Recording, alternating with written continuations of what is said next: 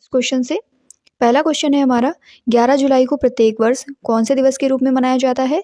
तो 11 जुलाई को हर साल विश्व जनसंख्या दिवस मनाया जाता है, यानी वर्ल्ड पॉपुलेशन डे के रूप में सेलिब्रेट किया जाता है। अब कुछ important national and international days को डिस्कस करते हैं जो कि एग्जाम में कई बार पूछे गए हैं। विश्व जनसंख्या दिवस 11 जुलाई, विश्व पर्यावरण दिवस जो है ये 5 जून को सेलिब्रेट किया जाता है। विश्व जल संरक्षण दिवस जो है ये 22 मार्च को मनाया जाता है। विश्व स्वास्थ्य दिवस 7 अप्रैल को। राष्ट्रीय खेल दिवस जो है ये 29 अगस्त को मनाया जाता है। राष्ट्रीय प्रौद्योगिकी दिवस यानी टेक्नोलॉजी डे जो है ये 11 मई को सेलिब्रेट किया जाता है। इसके अलावा में कुछ और इम्पॉर्टेंट डेज को रिवाइज करते हैं, जैसे राष्ट्रीय मतदाता दिवस जो है, मतदाता दिवस ये सेलिब्रेट किया जाता है 25 जनवरी को। राष्ट्रीय पर्यटन दिवस जो है ये 25 जनवरी को ही सेलिब्रेट किया जाता है।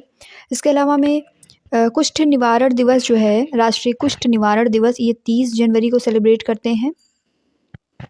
राष्ट्रीय प्रवासी भारतीय दिवस ये 9 जनवरी को सेलिब्रेट किया जाता है। अंतर्राष्ट्रीय लुई ब्रेल दिवस ये 5 जनवरी को सेलिब्रेट करते हैं।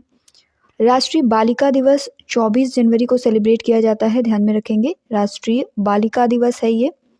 और 25 जनवरी को क्या सेलिब्रेट करते हैं? मतदाता दिवस। कुछ और इम्पॉर्टेंट दिवस हैं, जैसे 8 मार्च को क्या सेलिब्रेट करते हैं? तो 8 मार्च को सेलिब्रेट किया जाता है अंतर्राष्ट्रीय महिला दिवस। अंतर्राष्ट्रीय महिला दिवस बहुत ही इम्पॉर्टेंट है।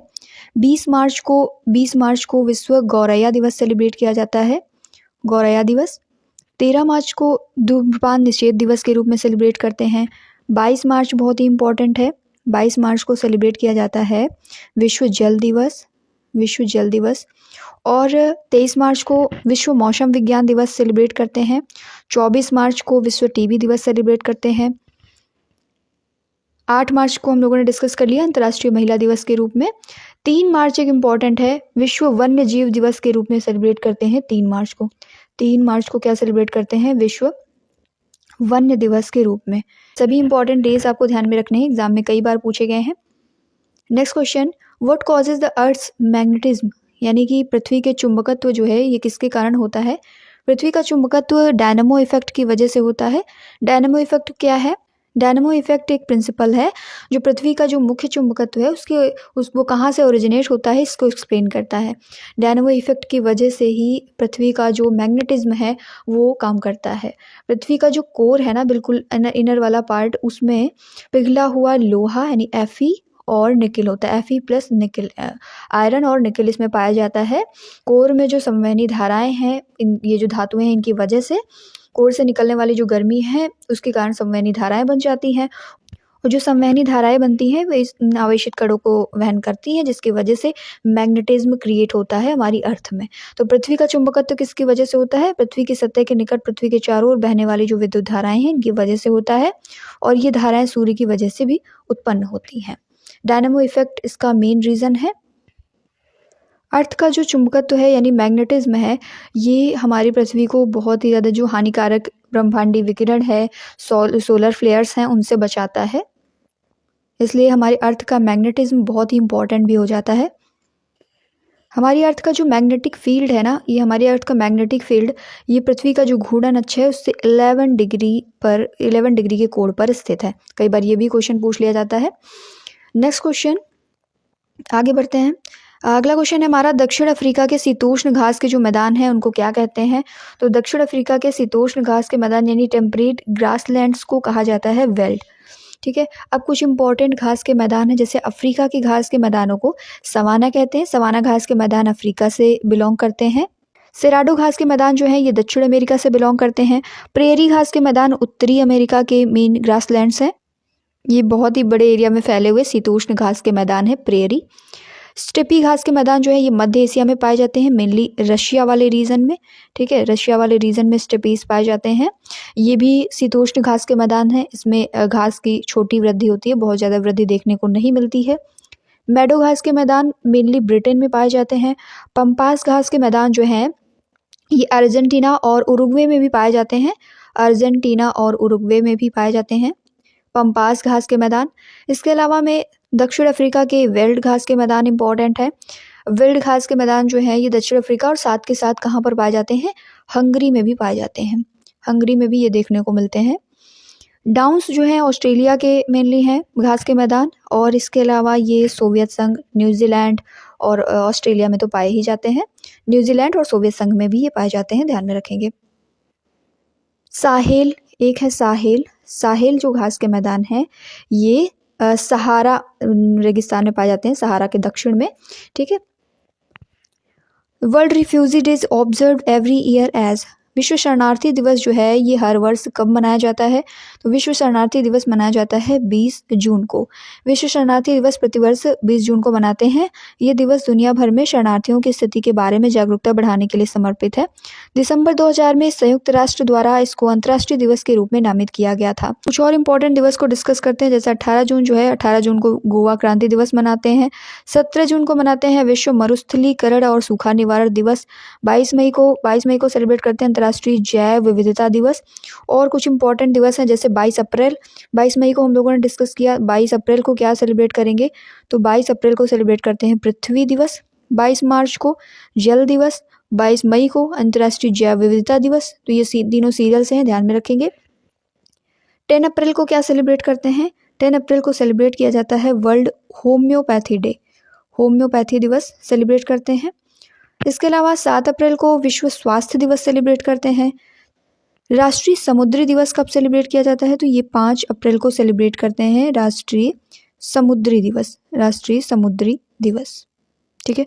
विश्व मलेरिया दिवस कब सेलिब्रेट किया जाता है? तो विश्व मलेरिया दिवस सेलिब्रेट करते हैं 25 अप्रैल को। 25 अप्रैल को विश्व मलेरिया दिवस, विश्व मलेरिया दिवस सेलिब्रेट करते हैं। एक बहुत ही इम्पॉर्टेंट डे है विश्व बौद्धिक संपदा दिवस। बौद्धिक संपदा दिवस कब सेलिब्रेट करते हैं? तो बौद्धिक संपदा दिवस सेलिब्रेट किया जाता है 26 अप्रैल को। 26 अप्रैल को। जलियांवाला बाग नरसंहार जो है 13 अप्रैल को हुआ था, तो जलियांवाला बाग नरसंहार के रूप में जाना जाता है 13 अप्रैल को। आरबीआई के स्थापना दिवस के रूप में 1 अप्रैल को सेलिब्रेट करते हैं इसको। आरबीआई का स्थापना दिवस है, ठीक है। तो कुछ अदर इम्पोर्टेंट डेज को भी हम लोगों ने डिस्कस किया। आगे बढ़ेंगे। भारत के सीमा सुरक्षा बल का स्थापना दिवस जो है किस तिथि को मनाया जाता है? तो सीमा सुरक्षा बल का स्थापना दिवस यानी कि बॉर्डर सिक्योरिटी फोर्स जो है इसका फाउंडेशन डे सेलिब्रेट किया जाता है 1 दिसंबर को। साथ के साथ 15 जनवरी को ध्यान में रखेंगे, थल सेना दिवस मनाते हैं हम। भारतीय राष्ट्रीय थल सेना दिवस जो है 15 जनवरी को सेलिब्रेट किया जाता है। भारत का जो सीमा सुरक्षा बल है इसकी स्थापना हुई थी 1 दिसंबर 1965 में, यानी बॉर्डर सिक्योरिटी फोर्स जो है वो इस्टेब्लिश हुआ था इंडिया में 1 दिसंबर 1965 में। और 1 दिसंबर को सीमा सुरक्षा बल का स्थापना दिवस इसीलिए सेलिब्रेट करते हैं। सीमा सुरक्षा बल का जो गठन किया गया था वो KF रुस्तम जी के नेतृत्व में किया गया था। आगे बढ़ेंगे। भारतीय अर्थव्यवस्था में लघु उद्योग विकास बैंक यानी सिडबी कौन सी भूमिका निभाता है? तो सिडबी जो है यानी small industries development bank of India जिसे कहते हैं, ये सूक्ष्म लघु और मध्यम उद्यमों यानी MSMEs जो हैं उनके वित्त पोषित करना और उनको बढ़ावा देना, ये इसकी मेन भूमिका है। सिडबी का मुख्यालय की बात करें यानी लघु उद्योग और विकास बैंक जिसे small industries development bank of India कहते हैं, इसका मुख्यालय लखनऊ में है। और इसके CMD जो हैं अध्यक्ष एवं प्रबंध निदेशक वो श्री मनोज मित्तल हैं। आगे बढ़ेंगे। निम्नलिखित में से किस राज्य में भारत की सबसे बड़ी खारी आर्द्रभूमि सांभर झील स्थित है? तो सांभर झील जो है ये राजस्थान में स्थित है। और कुछ इम्पॉर्टेंट झीलें और उनसे संबंधित राज्य यहाँ पर लिस्ट में हैं, डिस्कस करते हैं। जैसे वुलर झील जो है ये जम्मू कश्मीर से रिलेटेड है। वुलर झील के बारे में इम्पॉर्टेंट पॉइंट ये है कि ये भारत की सबसे बड़ी मीठे पानी की झील है, जम्मू कश्मीर में लोकेटेड है, ध्यान में रखेंगे। इसके बाद में पिछौला झील, ये राजस्थान की झील है, राजस्थान के उदयपुर में सिचुएटेड है। पुलिकट झील जो है ये तमिलनाडु और आंध्र प्रदेश की बॉर्डर में सिचुएटेड है। लोकटक लेक मणिपुर में है। लोकटक के बारे में खास बात यह है कि ये तैरते हुए आइलैंड यहाँ पर पाए जाते हैं। लोनार लेक महाराष्ट्र में है। और राजस्थान की एक और बहुत ही इम्पॉर्टेंट लेक है सांभर लेक। सांभर लेक जो है ये राजस्थान की भारत की सबसे ज़्यादा खारे पानी वाली झील है सांभर। और भारत की जो सबसे बड़ी मीठे पानी की झील है वो वुलर झील है, जम्मू कश्मीर में है। इसके अलावा में गोविंद वल्लभ पंत सागर झील, ये भारत की सबसे बड़ी मानव निर्मित झील है। ये कहाँ पर है? यूपी के सोनभद्र जिले में। ये यूपी में है, यूपी के सोनभद्र जिले में। ध्यान में रखेंगे कि ये भारत की सबसे बड़ी मानव निर्मित झील है। पुष्कर झील राजस्थान में है। राजस्थान की कुछ इंपॉर्टेंट झीलें जैसे पिछौला और पुष्कर और इसके अलावा में सांभर। नेक्स्ट क्वेश्चन, निम्नलिखित में से कौन सा पर्वत दर्रा उत्तराखंड में स्थित नहीं है? तो इनमें से जो दिए गए हैं ऑप्शंस, इसमें नाथुला जो है ये उत्तराखंड में स्थित नहीं है। अगर बात करें नाथुला दर्रे की तो ये कहाँ पर लोकेटेड है? नाथुला जो है ये हिमालय का एक पहाड़ी दर्रा है। ये इंडिया का जो सिक्किम राज्य है ना वहाँ पर लोकेटेड है। सिक्किम राज्य और जो दक्षिणी तिब्बत की चुंबी घाटी है इन दोनों को जोड़ने का काम करता है। इसके अलावा जो 3 दर्रे और दिए गए हैं ऑप्शन में ये सभी उत्तराखंड में स्थित हैं। ठीक है, तो आप देख सकते हैं यहाँ पर इंडिया के कुछ इंपॉर्टेंट दर्रे दिखाए गए हैं। तुजू दर्रा जो है ये मणिपुर में है। अरुणाचल प्रदेश की कुछ इंपॉर्टेंट दर्रे हैं जैसे बोमडिला, यांग्याप और दिफू। सिक्किम के नाथुला और जेलेपला ये इंपॉर्टेंट हो जाते हैं। जम्मू कश्मीर के इंपॉर्टेंट दर्रे हैं जोजिला, पीरपंजाल, काराकोरम, बनिहाल और बुर्जिला। हिमाचल प्रदेश के इंपॉर्टेंट दर्रे हैं रोहतांग, सिपकिला और बाड़ालाचा। उत्तराखंड के कुछ इंपॉर्टेंट दर्रे नीति दर्रा, लिपुलेख, माना दर्रा, लावाधुरा, लंपियाधुरा ये सभी जो हैं उत्तराखंड में स्थित हैं। तो इनमें से कौन सा उत्तराखंड में स्थित नहीं है? तो नाथुला जो है ये सिक्किम में स्थित है, उत्तराखंड में नहीं है। Next question, women freedom fighter of India ये बुक किसने लिखी है? तो ये बुक लिखी गई है संजय यादव के द्वारा। कुछ और इम्पॉर्टेंट बुक्स हैं जैसे अर्थशास्त्र चाणक्य के द्वारा लिखी गई। प्लेइंग इट माई वे ये सचिन तेंदुलकर ने लिखा है। Birth of cinema Gopal Krishna के द्वारा लिखी गई बुक है। A bunch of old letters ये लिखा है जवाहरलाल नेहरू ने। अ बिलियन इज एनफ ये लिखा है अशोक गुप्ता ने। नेक्स्ट क्वेश्चन, मेघना की एक मुख्य धारा बराक नदी जो है वो निम्नलिखित में से किस राज्य से निकलती है?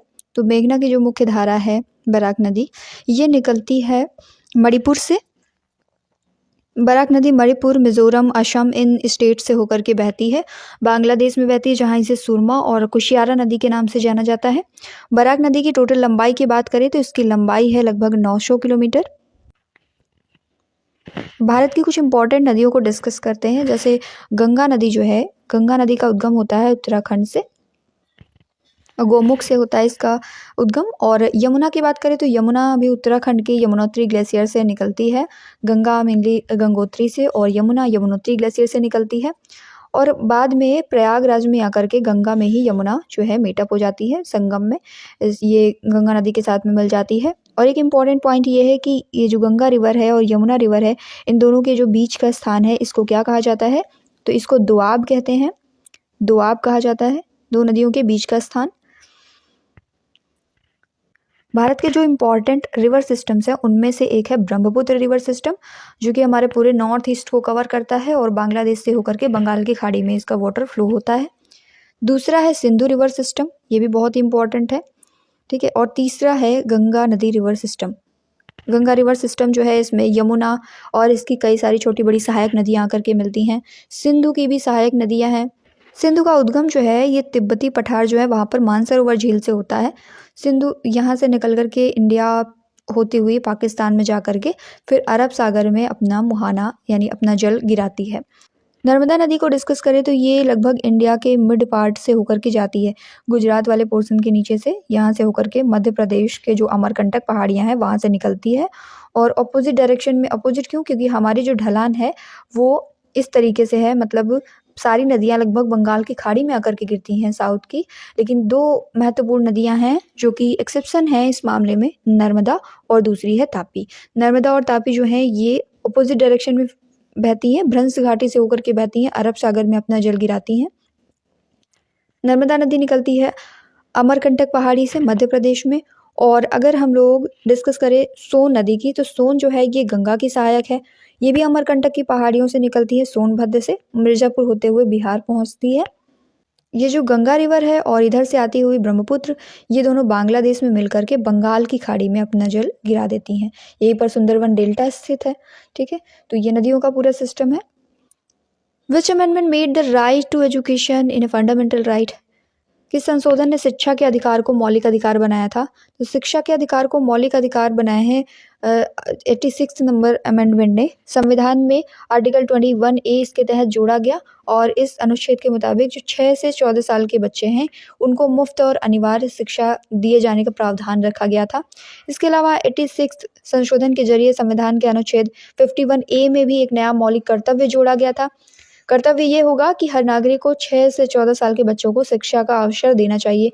माता पिता के लिए बेसिकली ये कर्तव्य है कि वो अपने बच्चे को मुफ्त और अनिवार्य शिक्षा जो है 6 से 14 साल के बच्चों को वो मुहैया कराएं। और 21A में ये मूल अधिकार है बच्चों का कि 6 से 14 साल के जो बच्चे हैं उनको मुफ्त और अनिवार्य शिक्षा मिले। तो ये बहुत ही इंपॉर्टेंट अमेंडमेंट था। कुछ और इम्पॉर्टेंट अमेंडमेंट्स को डिस्कस करते हैं, जैसे कि जो 7वां संविधान संशोधन था आया था 1956 में। 1956 में आया था, राज्य पुनर्गठन आयोग था। उसकी रिपोर्ट के आधार पर राज्यों का जो भाषाई आधार पर पुनर्गठन है इसका संशोधन किया गया था। इसके बाद 42वें संविधान संशोधन की बात करें तो ये कब आया, तो 42वां संविधान संशोधन आया था 1976 में। ये था 42वां संविधान संशोधन। इस संविधान संशोधन के जरिए सरकार ने जो इमरजेंसी थी उसके दौरान बहुत सारे अधिकार अपने हाथ में ले लिया और न्यायपालिका के जो अधिकार हैं उनमें भी कटौती की थी। इसमें बहुत सारे चेंजमेंट हुए। इसे लघु संविधान की संज्ञा भी दी जाती है और इंदिरा गांधी के समय में स्वर्ण सिंह आयोग की सिफारिश पर इसका जो है संशोधन ये किया गया था और अभी तक का सबसे बड़ा संविधान संशोधन ये कहा जाता है, इसलिए इसको मिनी कॉन्स्टिट्यूशन की संज्ञा भी दी जाती है। इसमें एक बहुत ही इंपॉर्टेंट पॉइंट ध्यान में रखेंगे, यहाँ पर जो संविधान की प्रस्तावना है उसमें धर्मनिरपेक्ष यानी पंथ निरपेक्ष, समाजवादी और अखंडता इन 3 शब्दों को जोड़ा गया था। ठीक है। 61वें संविधान संशोधन की बात करें, 61वां संविधान संशोधन जो कि आया था 1989 में आया था ये, और इसमें क्या किया गया था, मताधिकार की उम्र जो है वो 21 वर्ष से घटा करके 18 वर्ष करी गई थी। ये कई बार एग्जाम में क्वेश्चन पूछा गया है कि कौन से संविधान संशोधन के अंतर्गत जो मतदान की आयु है वो 21 वर्ष से घटाकर 18 वर्ष की गई। तो ये 61वां संविधान संशोधन था। कौन से ईयर में आया था, 1989 में आया था ये। इसके बाद एक बहुत इंपॉर्टेंट संविधान संशोधन है 73वां संविधान संशोधन। ये कब आया था, ये 1992 में आया था। पंचायती राज संस्थानों को 11वीं अनुसूची के तहत इसमें शामिल किया गया था। पंचायती राज की अवधारणा है इसमें। ठीक है, तो ये संविधान संशोधन कौन सा था, 73वां संविधान संशोधन था। कब आया था, 1992 में आया था। इसके बाद 2017 में एक बहुत ही इंपॉर्टेंट अमेंडमेंट आया था, 101वां संविधान संशोधन जो कि 2017 में आया। गुड्स एंड सर्विस टैक्स के लिए, GST के लिए ये आया था। गुड्स एंड सर्विस टैक्स को लागू करने के लिए इसको संविधान संशोधन किया गया था। Next question, fort William college की स्थापना जो है किसके द्वारा भारत में सिविल सेवाओं के लिए युवा ब्रिटिश रिक्रूटों को प्रशिक्षित करने हेतु की गई थी। तो फोर्ट विलियम कॉलेज की स्थापना की गई थी लॉर्ड वेलेस्ली के द्वारा। लॉर्ड वेलेस्ली के प्रयासों से भारत में सिविल सेवाओं के लिए युवा ब्रिटिश रिक्रूटों यानी ब्रिटिश रिक्रूट्स के लिए को प्रशिक्षित करने के लिए स्थापना की गई थी फोर्ट विलियम कॉलेज की। भारत के कुछ इंपॉर्टेंट वायसराय हैं, जैसे लॉर्ड कैनिंग की बात करें तो लॉर्ड कैनिंग जो हैं ये भारत के पहले वायसराय थे। भारत के पहले वायसराय की अगर बात करें तो भारत के पहले वायसराय थे लॉर्ड कैनिंग। ठीक है। रॉबर्ट क्लाइव, इन्होंने द्वैध शासन स्टार्ट किया था, इसलिए ये इंपॉर्टेंट है। विलियम बेंटिक, सती प्रथा का अंत इन्होंने किया था। लॉर्ड कॉर्नवालिस जो थे ये पुलिस प्रशासक के जनक कहे जाते हैं, पुलिस प्रशासन के जनक।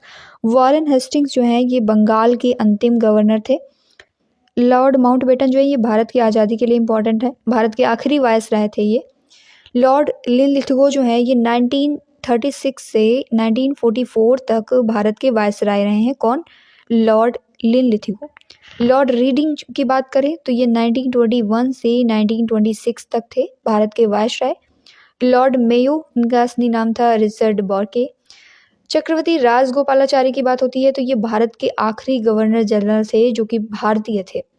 भारत सरकार अधिनियम जो आया था 1858, इसको मंजूरी मिलने के बाद भारत सरकार के प्रमुख को भारत के वायसराय के द्वारा नामित किया गया था। मतलब जो भारत सरकार का प्रमुख होगा उसको भारत का वायसराय कहा जाएगा। 1857 के समय, 1857 का जो 1857 का विद्रोह हुआ उसके समय भारत के गवर्नर जनरल कौन थे, क्वेश्चन पूछा जाता है तो लॉर्ड कैनिंग थे, ध्यान में रखेंगे। लॉर्ड कैनिंग थे 1857 की रिवॉल्यूशन के समय भारत के गवर्नर जनरल। वॉरेन हेस्टिंग के बारे में पूछा जाता है। वॉरेन हेस्टिंग जो है ये बंगाल के पहले गवर्नर जनरल थे, बंगाल के पहले governor general Warren Hasting. Robert Clive, ये बंगाल के पहले गवर्नर थे। नेक्स्ट क्वेश्चन, भारत में विक्टोरिया मेमोरियल का निर्माण कब किया गया, when was Victoria memorial built in India. तो ये बना था 1906 में। कुछ इंपॉर्टेंट टेम्पल्स हैं, इनको डिस्कस करते हैं। तो जैसे बद्रीनाथ मंदिर है कहाँ पर लोकेटेड है, उत्तराखंड में है। केदारनाथ मंदिर गढ़वाल क्षेत्र उत्तराखंड में स्थित है। यमुनोत्री मंदिर जो है ये उत्तरकाशी उत्तराखंड में है। गंगोत्री मंदिर भी उत्तरकाशी उत्तराखंड में है। बहुत ही इंपॉर्टेंट है कोणार्क सूर्य मंदिर जो कि उड़ीसा में लोकेटेड है। जगन्नाथ मंदिर भी उड़ीसा में है। लिंगराज मंदिर भी उड़ीसा में है। रायसेन मध्य प्रदेश में सांची स्तूप लोकेटेड है। केरल में पद्मनाभ स्वामी मंदिर है। स्वर्ण मंदिर कहाँ पर है, अमृतसर पंजाब में। महाबोधि मंदिर है बिहार में, बौद्ध धर्म से रिलेटेड है। कामाख्या मंदिर बहुत ही इंपॉर्टेंट है, नीलाचल पहाड़ी में है, गुवाहाटी असम में। मार्च 2024 में इस्तीफा देने वाले मनोहर लाल खट्टर भारत के किस राज्य के मुख्यमंत्री थे, जिन्होंने मार्च 2024 में इस्तीफा दिया है? करंट से रिलेटेड क्वेश्चन है। हरियाणा के ये मुख्यमंत्री थे। अब कुछ इंपॉर्टेंट चीफ मिनिस्टर्स को डिस्कस करते हैं। जैसे उड़ीसा के नए मुख्यमंत्री कौन है, तो उड़ीसा के नए मुख्यमंत्री हैं मोहन चरण मांझी, भाजपा से बिलोंग करते हैं ये। आंध्र प्रदेश के नए मुख्यमंत्री हैं एन चंद्रबाबू नायडू, तेलुगु देशम पार्टी से। डिप्टी सीएम यहाँ के पवन कल्याण हैं, जनसेवा पार्टी से। छत्तीसगढ़ के नए मुख्यमंत्री हैं विष्णुदेव साय, भाजपा से बिलोंग करते हैं। तेलंगाना के नए मुख्यमंत्री रेवंत रेड्डी, कांग्रेस से बिलोंग करते हैं। मिजोरम के नए मुख्यमंत्री हैं लाल दुहोमा, जेडपीएम से। और मिजोरम के नए मुख्यमंत्री हैं लाल दुहोमा, जेडपीएम से हैं। मध्य प्रदेश के नए मुख्यमंत्री मोहन यादव, भाजपा से। राजस्थान के नए मुख्यमंत्री हैं भजन लाल शर्मा, ये भी भाजपा से हैं। नेक्स्ट क्वेश्चन, मधु के लिए मधुमक्खियों और छत्तों का पालन और रखरखाव क्या कहलाता है? तो इसे एपीकल्चर बोला जाता है। मधुमक्खियों के पालन को एपीकल्चर, फूलों की खेती फ्लोरिकल्चर, रेशम कीट पालन सेरिकल्चर और मत्स्य पालन फिशिकल्चर कहलाता है। मानव शरीर की सबसे छोटी हड्डी कौन सी है? तो मानव शरीर की सबसे छोटी हड्डी है कान की हड्डी, जिसे स्टपीस कहा जाता है। और इसी के साथ मानव शरीर की जो सबसे बड़ी हड्डी है इसे फीमर कहा जाता है। ये कहाँ पर पाई जाती है? तो ये थाई में पाई जाती है, मनुष्य की जांघ में पाई जाती है। डीएनए का पूर्ण रूप क्या है? What is the full form of DNA? तो डीएनए का फुल फॉर्म होता है deoxy ribo nucleic acid. DNA की पहचान सबसे पहले की थी 1869 में स्विस रसायन शास्त्री थे फ्रेडरिक मिश्चर। डीएनए मेनली केंद्रक में पाया जाता है और इसके न्यूक्लियोटाइड्स अणुओं में शर्करा डीऑक्सीराइबोस और नाइट्रोजनी समाचार एडेनिन, ग्वानिन, थायमिन और साइटोसिन होते हैं। An instrument use to measure the electric current in a circuit is called. एक ऐसा यंत्र जिसका उपयोग किया जाता है परिपथ में विद्युत धारा को नापने के लिए। तो विद्युत धारा को नापने के लिए एमीटर यूज करते हैं। फिजिक्स से रिलेटेड क्वेश्चन है ये। एक यंत्र जिसका उपयोग परिपथ में विद्युत धारा को नापने के लिए किया जाता है, विद्युत धारा को नापने के लिए एमीटर यूज करते हैं। थर्मोमीटर क्या है? तो थर्मोमीटर बेसिकली ऐसी युक्ति होती है जिसके द्वारा टेम्परेचर को मेजर किया जाता है। ओम मीटर क्या है? ये एक विद्युत उपकरण है जो विद्युत प्रतिरोध को मापता है। ठीक है।